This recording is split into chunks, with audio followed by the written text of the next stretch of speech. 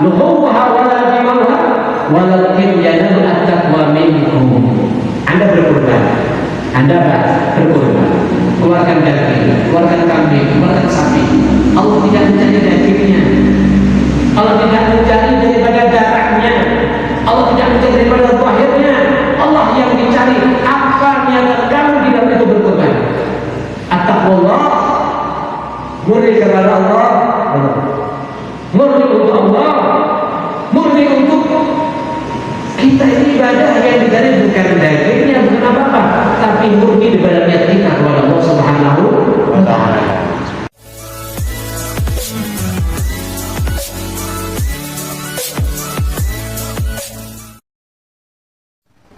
Assalamualaikum warahmatullahi wabarakatuh. Bismillahirrahmanirrahim. Alhamdulillahirabbil alamin wa bihi nasta'in ala umuri dunya waddin. Wassalatu wassalamu ala asyrafil anbiya wal mursalin sayyidina maulana Muhammadin wa ala alihi wa sahbihi ajma'in. Amma ba'du. Subhanaka la ilma lana illa ma 'allamtana innaka antal alimul hakim. Rabbi shrah li sadri wa yassir li amri wa hlul 'uqdatam min lisani yafqahu qawli washrah li sadri bi jahin nabi wal ashabi wal ali. Alhamdulillah, selalu kita memanjatkan syukur kepada Allah Subhanahu wa ta'ala atas nikmat di mana pada malam hari ini kita bisa berkumpul di rumah Allah untuk mengkaji dan mempelajari seputar hadis Nabi Muhammad SAW. Tidak ada satu perkataan yang lebih mulia dan hebat setelah kalamullah melainkan hadis Nabi Muhammad SAW. Kalau kalamullah Al-Quran jelas, Allah sebutkan di dalam ayatnya, wa man asdaq minallahi qila, wa man asdaq minallahi haditha. Apakah ada ucapan yang lebih jujur daripada kalam Allah? Jawabannya tidak ada. Dan tingkat ucapan atau kalam yang kedua setelah kalamullah adalah hadis daripada Nabi Muhammad SAW.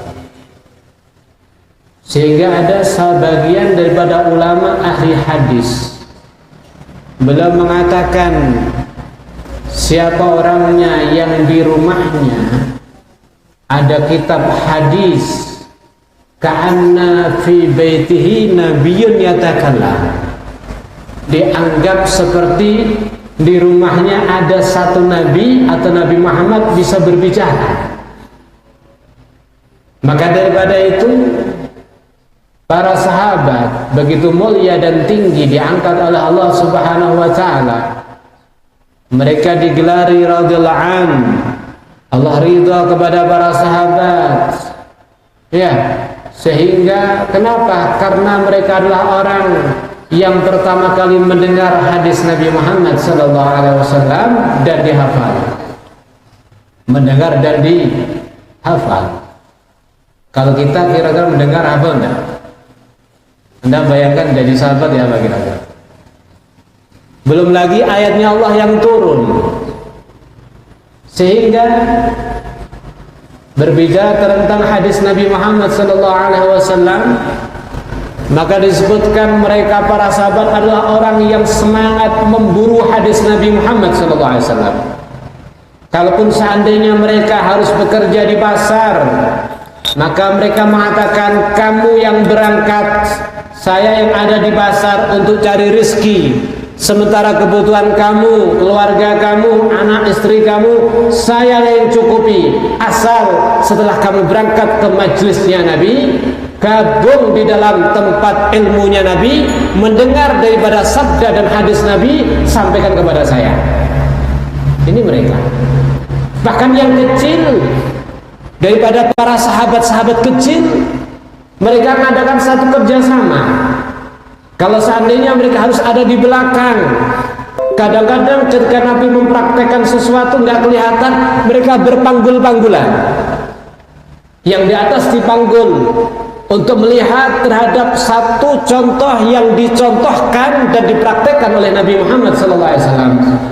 Maka yang melihat memberi informasi yang menggendongnya. Kata mereka para sahabat. Sampai Sayyidina Jabir bin Abdullah radhiyallahu anhu wa ardhah, beliau pernah berjalan dari Madinah menuju Mesir. Perjalanan saat itu tidak pakai mobil, Pak. Butuh 1 bulan. Untuk apa? Hanya untuk mendengar satu hadis daripada Nabi Muhammad SAW. Perjalanan 1 bulan dari Madinah menuju Mesir hanya kepengen mendengarkan satu hadis dari Nabi Muhammad SAW. Kata mereka,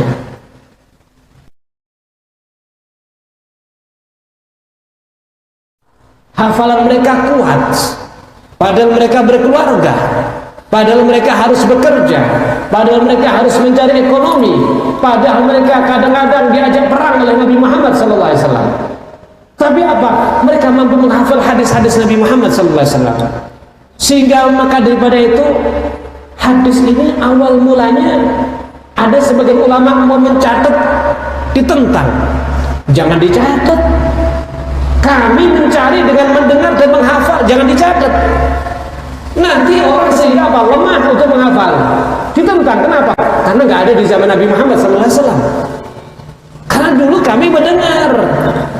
Ya, mendengar dan kami menghafal. Ini keistimewaan daripada mereka. Ikhwan yang dirahmati Allah Subhanahu wa taala, berarti kenapa Allah mengangkat para sahabat? Allah meninggikan para sahabat. Kenapa? Karena Allah telah memuliakan telinga mereka untuk mendengar hadis Nabi Muhammad SAW. Allah telah memuliakan mata mereka melihat satu praktek yang dipraktekkan oleh Nabi Muhammad SAW. Bukankah hadis muncul daripada ucapan Nabi atau praktek-praktek yang dilakukan oleh Nabi Muhammad SAW? Jadi mereka memuliakan mata dan telinga dengan hadis Nabi Muhammad SAW. Oleh karenanya, kalau kepingin kita menyusul kemuliaan para sahabat Nabi, hendaknya kita semangat dan gemar untuk mendengarkan pengajian hadis Nabi Muhammad SAW. Amin Allahumma. Ikhwan yang dirahmati Allah Subhanahu wa taala, maka pada malam hari ini kita mengadakan pembukaan kajian kitab Riyadhus Shalihin. Mungkin istiqomah. Amin Allahumma. Istiqomah itu tak? Apa keretakan? Semangat awal ya. Nanti hilang. Jangan. Bismillah. Kita hanya akan memuliakan mata dan telinga untuk hadis Nabi Muhammad SAW. Ikhwan yang dirahmati Allah Subhanahu wa taala, kitab Riyadhus Shalihin karya seorang ulama besar Al-Imam Nawawi. Perhatikan, beliau ulama yang umurnya nggak terlalu panjang, tapi Allah menganugerahi kepada beliau ilmu yang begitu tinggi. Karangan beliau begitu banyak. Ada Riyadhus Shalihin, ada hadis Arba'in Nawawi, ada kitab dalam masalah fikih itu. Ada kitab dalam masalah fikih. Apa itu yang terkenal ini? Bahkan ada sebagian ulama min ahlil kasfi. Apa ahlul kasfi itu? Allah telah bersihkan hatinya daripada sifat sombong, daripada riya, daripada ujub, daripada penyakit-penyakit hati, yang semuanya itu bisa merusak daripada amal kita. Dia masuk kepada salah satu daerah, melihat ada perpustakaan, keluarkan cahaya. Ternyata cahaya itu muncul daripada beberapa kitab.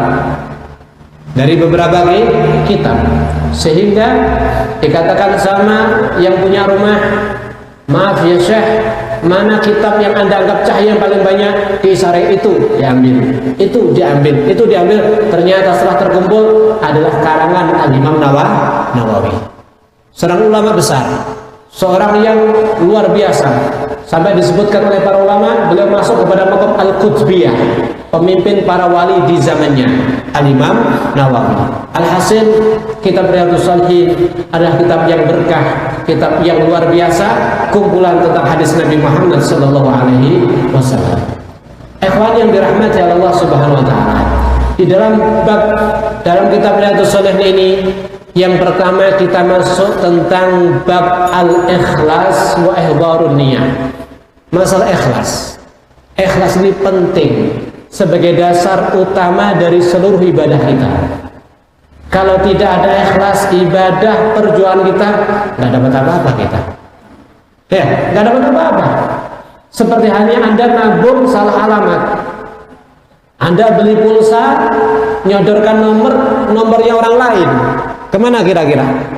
Gak masuk kepada HP kita. Anda punya rekening, Anda sodorkan adalah nomor rekeningnya orang lain. Selama 10 tahun kita menabung, dapat 1 miliar, kita masukkan rekening, keliru nomornya, masuk kepada orang lain. Hakikatnya ibadah yang tidak ditujukan untuk mencari ridha Allah Subhanahu wa ta'ala, maka ibadah itu tidak akan bisa kita petik pahalanya. Oleh karenanya Allah katakan dalam ayat ini, wa ma umiru illa liya'budullaha mukhlisin. Allah tidak memerintahkan kepada kita beribadah kepada Allah kecuali murni, mukhlis, murnikan dalam tujuan kamu, bukan manusia, bukan pujian, bukan harta, bukan kedudukan, bukan target-target daripada materi, tapi apa? Murni Allah Subhanahu wa ta'ala. Lahu dinah hunafa wa yuqimus shalah wa yutuz zakah wa dzalika dinul qayyimah. Jadi kita murnikan. Jangan ada tendensi yang lain, jangan ada tujuan yang lain. Maka kalau Anda lihat di dalam keterangan yang lain nanti, tahukah Anda, kita membicarakan tentang neraka.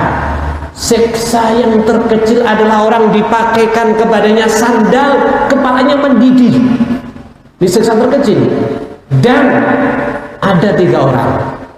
Awwaluman yusa'ar fihi an-nar. 3 orang ini menjadi sebab pertama kali neraka Allah dinyalakan oleh Allah Subhanahu wa taala. Siapa mereka? Al-alim, orang berilmu. Orang berilmu. Wasyahid, orang yang mati syahid. Wal jawad, orang yang dermawan. Kenapa demikian? Karena dia mengajar ilmu liyura bihan nas, supaya dia riak, supaya dia bisa dia anggap tinggi, dipatuhi ucapannya, bukan Allah lagi. Yang mati syahid, yang berperang, mungkin terpenggal kepalanya, tercincang daripada tubuhnya, terpotong daripada tangan dan kakinya, terkelupas daripada kulitnya, berceceran daripada darahnya, tapi apa? Supaya dikenal sebagai pemberani. Waliyadzubillah min. Mungkin seorang yang dermawan, maka dikatakan 3 orang ini ternyata apa? Pertama kali masuk neraka Allah Subhanahu wa ta'ala. Ketika dikatakan, ya Allah, bukankah saya dengan ilmu saya sebar-sebar? Apa kata Allah? Bukankah kamu menyebar ilmu bukan untuk mencari ridha aku, bukan murni kepada aku Allah, tapi supaya kamu dikenal, dianggap alim, dituakan, dan seterusnya dan seterusnya. Waliyadzubillah min. Makanya Islam mengajarkan kepada kita apa? Ala lillahi dinul khalis. Ingat, Islam ini, Allah ini punya agama yang mengajarkan kepada kita untuk menjadi orang yang ikhlas, untuk jadi orang murni. Makanya disebutkan dari dunia ini, ketika kita ibadah dengan ikhlas, naik ke atas kepada Allah, maka tidak ada perkara dari dunia yang naik ke atas yang paling hebat daripada ikhlas. Murnikan niat, jangan ada tendensi. Sehingga Allah katakan apa? Wa man ya'mal wa man yarju liqa'a rabbih falyamal 'amalan salihan wa la yusyrik bi'ibadati rabbih ahada. Wa man yarju liqa'a rabbih, Waman siapa orangnya yarju dia berharap liqa rabbih untuk berjumpa dengan Tuhannya Allah Subhanahu wa taala, falyamal amalan salihah, hendaknya beramal saleh, wala yusyrik, jangan menyekutukan di dalam tujuan amal saleh Anda ahadan kepada selain Allah Subhanahu wa taala. Murnikan Allah. Sudah, tugas kita sebenarnya apa? Beramal untuk Allah, menyampaikan ilmu untuk Allah. Kita membangun daripada masjid, berdakwah, mensiarkan Islam hanya Allah Subhanahu wa taala. Bukan pujian, bukan tendensi daripada manusia yang lain, bukan harapan. Waliyadzubillah min dzalik. Makanya la yanallaha luhumuha wala dimauha walakin yanalu at-taqwa minkum. Anda berkorban, Anda apa? Berkorban, keluarkan daging, keluarkan kambing, keluarkan sapi. Allah tidak mencari dagingnya, Allah tidak mencari daripada darahnya, Allah tidak mencari daripada zahirnya. Allah yang dicari apa niatan kamu di dalam itu berkorban. At-taqwallah, murni kepada Allah, murni untuk Allah, murni untuk kita. Ini ibadah yang dicari bukan dagingnya, bukan apa-apa, tapi murni daripada niat kita kepada Allah Subhanahu wa taala. Wa qala ta'ala qul in tukhfu ma fi sudurikum aw tubdu ya'lamullah. Jangan dipikir, Pak, manusia mungkin bisa tertipu dengan badan kita, Pak. Manusia bisa tertipu dengan lisan kita. Kita mengatakan saya berdakwah tidak ada tujuan kecuali Allah, itu lisan Anda. Saya mensiarkan agama tidak ada tujuan kecuali Allah, itu lisan Anda. Saya ibadah murni Allah, itu lisan Anda. Tapi apa yang mendorong, membuat kamu menjadi semangat apa? Apakah benar-benar Allah? Apakah Anda benar-benar terbangkit, terpanggil karena melihat agama udah mulai dilupakan? Atau waliyadzubillah min dzalik, Anda punya rencana, setelah ini saya jadi ini, mari ngonong ini, mari ngonong ini. Setelah jadi pemimpin ormas misalkan, dong-dongannya apa? Calon partai ya.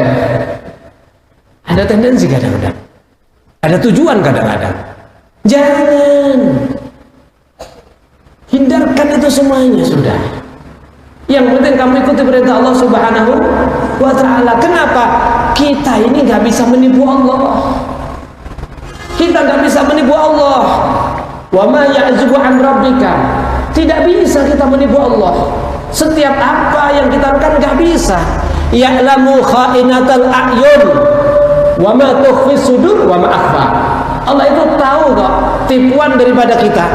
Mungkin mata ini bisa menipu orang. Kita ngelirik orang, pura-pura mandangnya ke depan. Iya enggak? Kita sedang diperhatikan sama orang. Ternyata apa? Kalau kita lihat orangnya nggak memperhatikan sama kita. Ternyata memperhatikan sama kita. Bisa kita menipu. Tapi kalau Allah nggak bisa. Yang ada dalam hati kamu nggak bisa ditipu oleh Allah Subhanahu wa taala. Berarti dari sini kita meminta kepada Allah Subhanahu wa taala senantiasa semoga Allah berikan kepada kita, menuntun kepada kita menjadi orang-orang yang mukhlisin. Amin Allahumma. Ikhwani yang dirahmati Allah Subhanahu wa taala. Wa an Amirul Mukminin Abi Hafiz Umar ibn al-Khattab ibn Nufail bin Abdul Uzza bin Riyah bin Abdullah bin Qurz bin Razah bin Adi bin Ka'ab bin Ulay bin Ghalib al-Qurashi al-Adawi radhiyallahu anhu. Qala sami'tu Rasulullah sallallahu alaihi wasallam. Nabi mengatakan yaqul innamal a'malu binniyat wa innamal likulli imri'in ma nawa. Faman kana hijratu ila Allah wa rasulih fa hijratu ila Allah wa rasulih. Faman kanat hijratu lid dunya yusibuha aw imra'atin yankihuha fa hijratuhu ila ma hajar ilah muttafaqun ala sihhatih. Wa rawahu Imam al-Muhaddisin Abu Abdullah Muhammad bin Ismail bin Ibrahim ibn Mughirah bin Bardisbah al-Ju'fi al-Bukhari wa Abu Husain Muslim bin Hajjaj bin Muslim al-Qushayri an-Naisaburi radhiyallahu anhuma fi sahihihima alladziina huma ashahul kutub al-musannafah. Hadis yang pertama riwayat daripada Sayyidina Umar ibn al-Khattab. Kita tahu Sayyidina Umar sahabat Nabi yang ketika ditunab mengatakan masalah kaum marfat illa salaka syaitanu fajjan akhar. Sayyidina Umar itu kalau udah masuk kepada satu gang, jalan di satu gang, setan pasti milih gang yang lain, nggak berani berpapasan dengan Sayyidina Umar. Kenapa? Beliau dikenal dengan Al-Faruq, ya, pemisah antara hak wal batin. Ketika Sayyidina Umar awal masuk Islam, Makkah langsung goncang, penduduk langit merasa bahagia, para sahabat bertakbir. Setelah itu apa? Islam begitu cepat bertambah dengan keislaman Sayyidina Umar. Kenapa demikian? Karena Nabi pernah berdoa, Allahumma a'izzah al-Islam bi ahadi Umarain, Amr ibn Hisham atau Umar ibn Khattab atau kama qala. Ya Allah, angkat ya Allah, tolong ya Allah, muliakan ya Allah, dukung ya Allah kemuliaan Islam dengan salah satu daripada Umar. Siapa? Amr ibn Hisham, Abu Jahal, atau Umar ibn Khattab. Ternyata doa mengena kepada Sayyidina Umar ibn Khattab. Ketika Sayyidina Umar Islam, langsung beliau mengatakan, ya Rasulullah, tidak saya duduk di tempat untuk memusuhi Anda, untuk musyrik bersama dengan para pembesar orang kafir Quraisy, kecuali di situ akan saya umumkan keislaman saya. Sayyidina Umar bin Khattab didatangi mereka para pemuka, bahkan Abu Jahal diketuk pintunya, didatangi, menyatakan apa? Dia telah Islam. Ikhwan yang dirahmati Allah Subhanahu wa taala, ini Sayyidina Umar, seorang yang dikatakan oleh para ulama ketika para sahabat terjadi khilaf di dalam masalah satu hukum, ketika Sayyidina Umar punya pendapat, yang dipakai pendapat Sayyidina Umar. Kenapa? Karena beliau kalau berpendapat pasti ayatnya jelas, hadisnya kuat.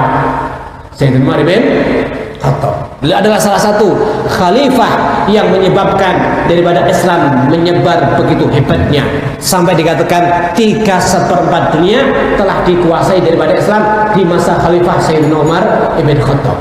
Nah, Sayyidina Umar ibn Khattab, beliau mengatakan dalam satu hadis yang beliau dengar langsung dari Nabi Muhammad SAW, beliau mengatakan, innamal a'malu binniyat. Sesungguhnya sah dan tidak daripada amal itu tergantung dengan niat. Wa innamal likulli imri'in ma nawa. Dan setiap orang itu akan dibalas sesuai daripada niatnya. Faman kana hijratu ilallah wa rasulih, siapa orangnya yang hijrahnya untuk kembali kepada Allah, membela Allah dan Rasulnya, fa hijratu ilallah wa rasulih, maka hijrah itu dianggap dan dihitung untuk Allah dan Rasulnya. Wa man kanat hijratuhu lidunya yusibuha, siapa orangnya yang hijrahnya untuk urusan dunia yang akan diperolehnya, aw imra'atin yankihuha, atau wanita yang akan dinikahinya, fa hijratu ila ma hajar ilah, maka hijrahnya sesuai kepada apa yang ditujunya. Perhatikan niat ini. Niat ini adalah dasar utama daripada Islam. Banyak hukum-hukum Islam ini terpaku kepada niat. Kalau niat benar, semuanya jadi benar. Tapi kalau niat keliru, jadi salah semuanya. Bahkan Sayyidina Ali bin Hasan Basri mengatakan, kenapa kita ini ada di surga kok khalidina fiha, kekal selamanya. Padahal surga itu kalau seandainya harus membalas sesuai amalah kita, berapa hari kita beramal? Berapa tahun kita beramal? Maaf, coba kita koreksi. Secara umum mungkin orang umurnya 60 tahun. Kalau satu hari tidurnya 8 jam, berarti kalau umur 60 tahun sama tidur 20 tahun. Ya enggak? Ya beda. Kita pagi tidur berapa? Siang tidur misal 1 jam. Malam jam berapa Anda tidur? 9, 10, 11, 12, 1, 2, 3, 4. Jam 4 bangun atau jam 3 bangun. Alhasil secara umum orang tidur satu hari 8 jam, atau 1/3 dari waktunya dalam satu hari. Satu hari berapa jam, Pak? 24 jam. Kalau tidur 8 jam kan berarti 1/3. Lek kula sampean uripe 20 tahun berarti 20 tahun tinggi turu. Ya beda. Sisa 40 tahun. Itu kalau Anda hidupnya berapa tahun? 60 tahun. Sisa 20 tahun buat hidup, tinggal 40 tahun. Kira-kira 40 tahun ibadah semuanya? Halo? Di depan HP ngecek perkara yang gak manfaat berapa jam? Ngobrol ngalor ngidul kita nonton berapa jam? Di warungnya berapa jam? Yang main wifi berapa jam? Di tengah jalannya berapa jam? Ini berapa jam? Ibadahnya berapa? Kok minta surga kekal selamanya? Kok minta surga kekal selamanya? Apa kata Sayyidina Hasan Basri? Inilah pentingnya niat. Inilah efek daripada niat.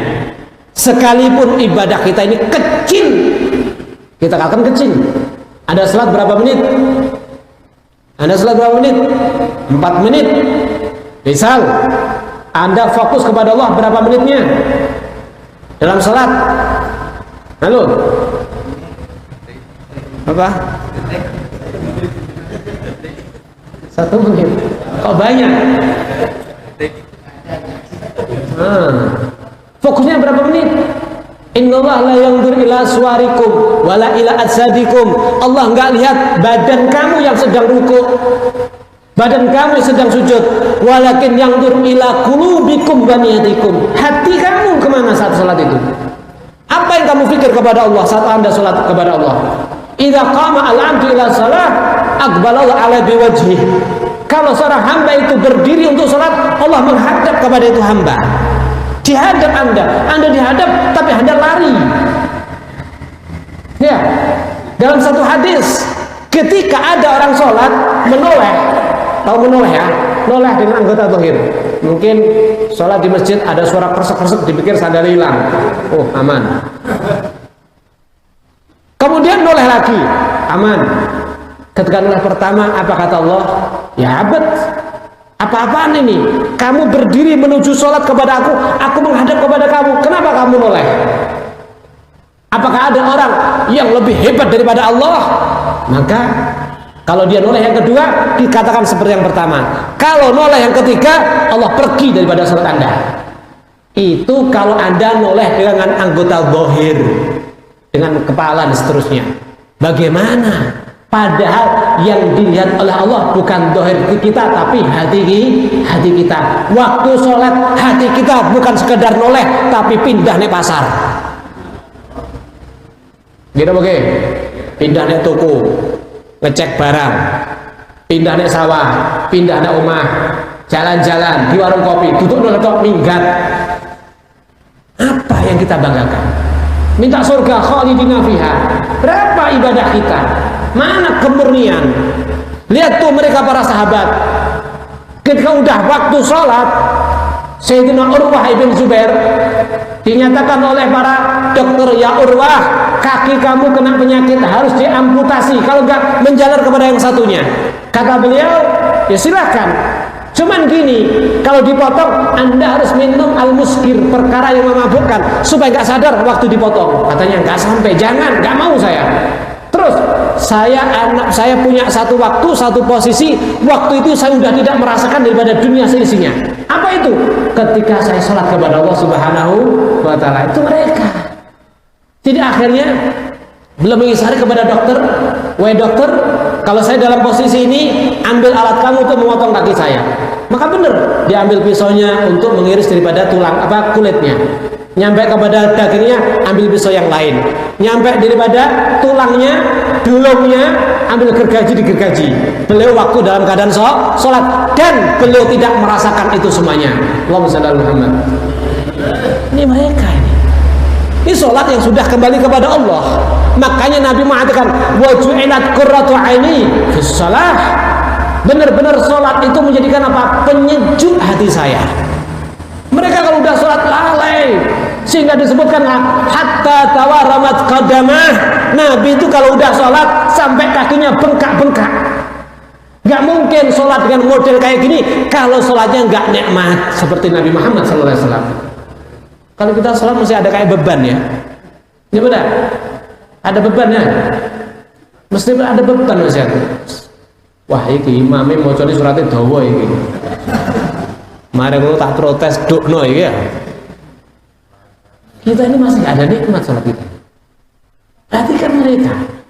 Nah, sehingga Al-Imam Hasan Basri beliau mengatakan kamu bisa kekal di surga Allah padahal ibadah kamu sedikit dan kecil. Kenapa? Karena kamu tidak punya rencana untuk menjadi orang musyrik. Ya benar? Ada yang punya rencana jadi orang musyrik? Halo, umur sekian saya mau jadi kafir ada? Ada, waliyadzubillah min. Anda tetap berniat, berazam yang kuat akan terus menjadi orang Islam sehingga surga jadi kekal untuk Anda. Amin Allahumma. Masya Allah, ini pentingnya niat. Niat ini penting, luar biasa sekali. Nanti di tengah-tengah bab ini akan kita baca bagaimana ada orang belum ibadah tapi udah niat tobat. Paham di sini?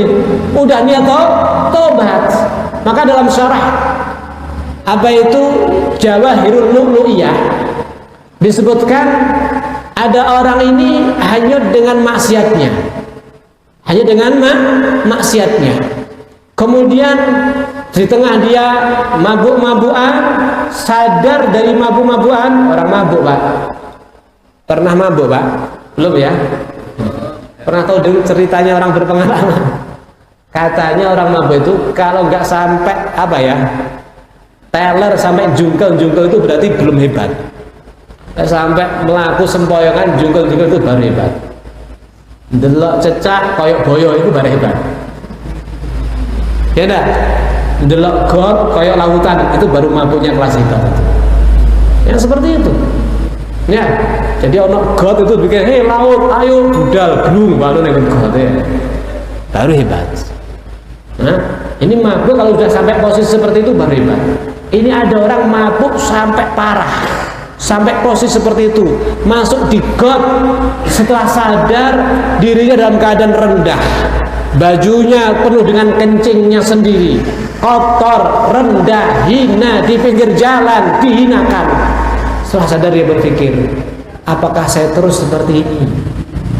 Saya telah merendahkan diri saya dengan maksiat kepada Allah. Ini di dunia, belum nanti di akhirat. Ya Allah, kata hatinya, saya akan menyudahi, akan mengakhiri, menutup ini maksiat saya, dan saya pengen gabung kepada saudara saya yang ibadah di sana. Niatnya pengen tahu tobat. Kemudian di sisi lain dia punya kakak, saudara kandung ada di atas sana ibadah, didatangi setan. Apa kata setan? Ente ini masih muda, kenapa dihabis-habiskan?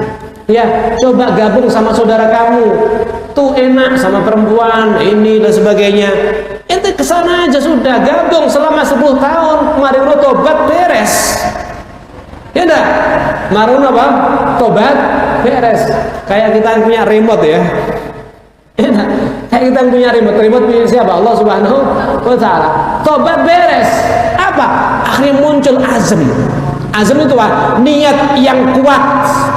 Niat yang kuat pengen bodong turun dari tempat ibadah bergabung kepada saudaranya bermaksiat. Akhirnya turun. Ternyata di sisi lain adiknya tadi yang maksiat naik ke atas, yang di atas turun terpleset menimpa yang mau naik, jatuh bareng ke tanah, mati keduanya. Perhatikan ini, baru ibadah belum sempat maksiat tapi punya niat maksiat, baru maksiat belum sempat ibadah masih punya niat mau ibadah. Ternyata yang diambil malaikat rahmat adalah yang punya niat untuk tobat kepada Allah Subhanahu wa taala. Yang diambil malaikat azab yang punya rencana untuk maksiat kepada Allah Subhanahu wa taala. Makanya Nabi pernah mengatakan al-qatil wal maqtul finnar. Ada orang yang membunuh masuk neraka, yang dibunuh juga masuk neraka. Kok bisa ya Rasulullah? Wa ma balul maqtul? Kenapa yang dibunuh masuk neraka? Kalau yang membunuh jelas anarkis, kejahatan, membunuh, melayangkan nyawa daripada seseorang harus masuk neraka. Tapi kenapa yang terbunuh harus masuk neraka? Kata Nabi, innahu harisun ala qatlih. Kenapa masuk neraka? Karena dia ambisi untuk membunuh, cuman kalah dhisik. Berarti niat besar untuk membunuh. Waliyadzubillah min. Makanya maksiat itu ojo diniati. Paham di sini? Iki ngaji, maring ini ngono misalnya. Ngono maksiat atau jangan. Paham di sini? Jangan. Masya Allah. Ya, alhasil ikhwan yang dirahmati Allah Subhanahu wa taala, berarti ayo tata niat. Makanya Sayyidatuna Aisyah pernah diajari oleh Nabi Muhammad sallallahu alaihi wasallam. Kita ini kalau menata niat banyak baik itu besar berat. Sayyidatuna Aisyah pernah diajari sama Nabi, Allahumma inni as'aluka kama sa'alaka abduka wa nabiyuka Muhammad sallallahu alaihi wasallam. Ya Allah, saya minta seperti halnya apa yang pernah diminta oleh kekasihmu Nabi Muhammad sallallahu alaihi wasallam. Demikian ya Allah, saya berlindung daripada keburukan. Ini doa yang ajarkan Nabi. Daripada keburukan, daripada hal yang tidak baik, seperti Nabi pernah berlindung untuk tidak tertimpa hal yang tidak baik tersebut. Makanya kalau seandainya kita bodoh dalam niat, nggak bisa menata niat yang baik, mungkin kita bisa ikut. Ya Allah, saya tidak berdakwah, saya tidak bersedekah, saya tidak sholat, saya tidak meramaikan masjid, saya tidak membantu fakir miskin dan sebagainya, kecuali ya Allah, saya pengen niat seperti niat Nabi Muhammad SAW, seperti niatnya para ulama-ulama yang soleh, seperti niatnya para guru-guru kami. Ya Allah, semoga apa? Kita dimasukkan kepada niat mereka. Kenapa? Hanya karena niat baik. Subhanallah, Allah akan berikan pahala kepada kita. Di zaman Bani Israel ada seseorang jalan, ya, di waktu itu musim paceklik. Sudah banyak kelaparan, banyak orang ini gelempang dalam keadaan kelaparan. Dia melihat ada satu gundukan daripada pasir. Kemudian dia mengatakan, ya Allah, laukana hadir ramal, kalau seandainya ini pasir menjadi beras, menjadi gandum, menjadi roti, menjadi daging, menjadi makanan, akan saya bagi kepada orang-orang yang kelaparan itu ya Allah. Niat kuat, langsung turun wahyu kepada Nabi daripada orang tersebut untuk disampaikan kepadanya, untuk dikabarkan gembira kepadanya. Apa? Allah telah menerima sedekah daripada satu gundukan daripada beras atau makanan. Maka ketika Nabi itu mencari orang tersebut dan disampaikan sedekahnya dia diterima, maka orang itu menjawab, ya Nabi Allah, saya belum bersedekah, saya belum keluarkan, saya nggak punya apa-apa, tetapi wahyunya seperti itu. Maka Allah bertanya, ya Allah, kok katanya dia belum sedekah? Maka dijawab dan disampaikan lagi, innahu nawah, tapi dia sudah meniatkannya. Perhatikan di sini, niat ini penting. Makanya maaf ya, kadang-kadang ada orang dia nggak maksiat bukan karena nggak berani, bukan karena takut kepada Allah, tapi karena nggak punya modal. Halo, ada nggak? Ustuwo, elek, loroan di sana ya. Tapi nek atine batin, corok enom, duwe aku ngeboking nggak ya? Hah? Dia nggak maksud bukan karena apa, tapi nggak ada modal. Hati-hati nih. Ada 4 golongan. Ya, yang satu ahlul khair. Dia punya harta banyak. Dia punya kesempatan untuk meninfakkan, mendermakan. Dia punya ilmu banyak. Dia ada kesempatan untuk menyampaikan terus. Maka dia dapat. Ya, yang pertama. Karena dia punya harta dan punya ilmu, dan dia berjalan sesuai daripada harta dan ilmunya. Yang kedua, nggak punya ilmu, juga nggak punya harta, tapi melihat ada orang baik, punya ilmu, punya harta, terus membantu kepada orang lain, ini hati nangis. Ya Allah, lek aku duwe koyo kae, aku akan lebih hebat, aku akan bersedekah, aku akan membantu siang malam dan sebagainya. Subhanallah, lelaki ini disamakan kepada orang yang pertama. Lelaki tadi apa? Disamakan kepada orang yang pertama. Kenapa? Punya niat yang kuat. Tapi yang ketiga dan keempat, waliyadzubillah min dzalik, dia punya harta, punya ketampanan, kecantikan, bukan membela Allah, tapi hanyut kepada maksiat. Terus gampangane lirik wong gampang katut wis. duwe modal ya diusung wisan, ya duwe duit mobil api, enak. Maka dia terus hanyut kepada maksiat, sing pede ontel, gobrok, ngoten nggih, klambine suwek, keringetan terus, delok wong sugih, gandengi cewek misale, batin. Lah aku duwe tak renteng luwih akeh kok kae. Lah di sini. Waliyadzubillah min. Dalil. Iki soro sing nomor 4 iki, Pak. Durung lakoni. Belum dia berbuat maksiat, tapi niatnya buruk dan kuat untuk maksiat, hati-hati dimasukkan kepada golongan yang nomor 3. Maka Masya Allah, maaf, niat baik itu mudah, ringan, nggak pakai biaya, nggak keluar keringat, ya benar? Mudah, ringan, nggak ada biaya, nggak pakai pulsa, nggak keluarkan keringat, ya benar? Tapi kalau Anda terbiasa ngikutin nafsu, nggak mudah muncul niat baik tersebut. Berarti kan Anda ini targetnya cuma satu, materi, kedudukan, duit, pangkat. Apa kata Nabi? Hubbud dunya ra'su kulli khati'ah. Cinta dunia sumber malapetaka, sumber dosa, sumber maksiat, sumber menentang Allah, sumber-sumber daripada masuk neraka Allah Subhanahu wa taala. Kalau Anda selalu targetnya duniawiyah, materi, uang, kedudukan, mau lihat baik berat. Ya benda? Ya benda? Oh saya mau Jumatan di Masjid Kubah, oh gratisan sego misalnya, sego nih sing kaya berangkat. Paham ya? Terbiasa nurutin nafsu. Ya, terbiasa nurutin nafsu. Berat untuk niat baik. Yang dipikir cuma materi. Ada apa-apa, ono untungnya apa enggak? Ada apa-apa, ada untungnya apa enggak? Saya dapat apa? Saya dapat apa? Tapi bagaimana kalau kita bisa menekan itu nafsu, bisa mengalahkan? Makanya surga itu didapati oleh orang yang biasa menekan nafsu. Sehingga Allah katakan, lan tanalul birra hatta tunfikuna mimma tuhibbun. Lan tanalu, kalian tidak akan mendapatkan albirra, kebaikan. Ahli tafsir mengatakan albir bimana jannah. Lan tanalu, kalian tidak akan mendapatkan albir surga hatta tunfikun, sampai kamu siap meninfakkan mimma tuhibun, apa yang kamu cintai. Kita ini kalau cinta sesuatu, kita paksa, kita keluarkan, berat apa enggak? Berat apa enggak? Makanya sedekah, amal yang paling besar pahalanya, yang paling menekan kepada nafsu. Paham di sini? Paling menekan kepada nafsu. Sehingga sedekah yang paling istimewa di saat Anda butuh, di saat Anda khawatir miskin, di saat Anda khawatir melarat, di saat Anda khawatir kalau Anda keluarkan akan terjadi ini dan itu, justru Anda paksa dan Anda keluarkan. Itu sedekah yang pahalanya banyak. Jelas? Tapi lewat soto nek sampean 3 dina waleh ngenget wis rasa-rasen ditokno. Iki dudu sedekah iki.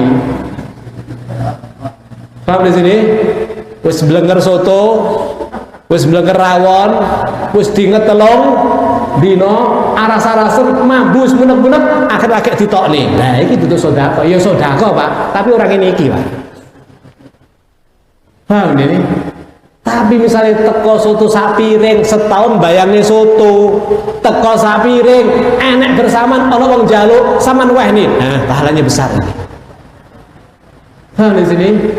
Makanya lantana nudirra hatta tunfikum mimma tuhibbun.